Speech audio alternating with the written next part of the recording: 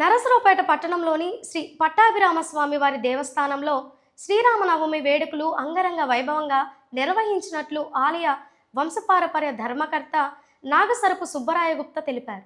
శ్రీరామనవమి కళ్యాణ వేడుకల్లో కుటుంబ సమేతంగా పాల్గొన్నారు. భద్రాద్రిలో రాముల వారి కళ్యాణం ఏ విధంగా చేస్తారో అదే విధంగా అంగరంగ వైభవంగా నిర్వహించినట్లు తెలిపారు.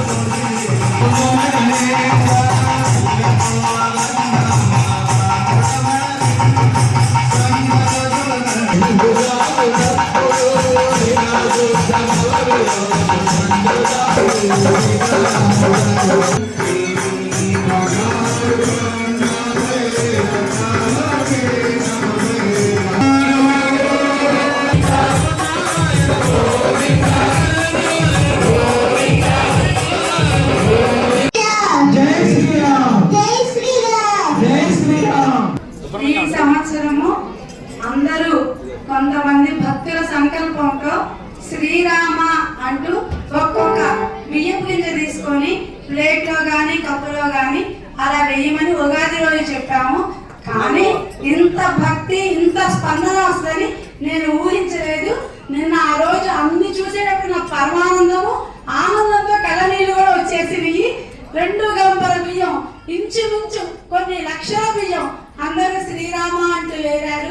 ఇదంతా పట్టాభిరామచంద్ర స్వామి దివ్య ఆశీస్సులతో మేము ఆయన మాకిచ్చిన దీవెనలతో మేము ఈ కార్యక్రమాన్ని నిర్వహిస్తున్నాము. శ్రీరామనవమి సందర్భంగా నర్సాపేటలో పట్టణంలో అనాదిగా వెంచేస్తున్న శ్రీ పట్టాభిరామస్వామి దేవస్థానంలో శ్రీ వెంకటేశ్వర కళ్యాణంలో మరి సీతారాముల కళ్యాణం అత్యంత వైభవంగా జరిగింది.